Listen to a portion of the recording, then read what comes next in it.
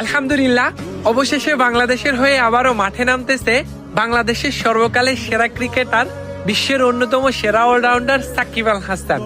দীর্ঘ প্রতীক্ষার পর, দীর্ঘ আকাঙ্ক্ষার পর অবশেষে লাল সবুজের জার্সিটা আবারও গায়ে উঠবে বস সাকিব আল হাসানের।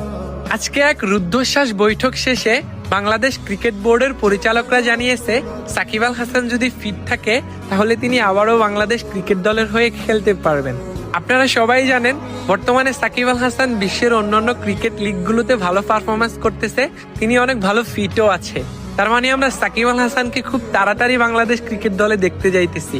সাকিব আল হাসানের প্রত্যাবর্তনটা হবে বাংলাদেশের ক্রিকেট ইতিহাসের সর্বকালের সর্বশ্রেষ্ঠ প্রত্যাবর্তন।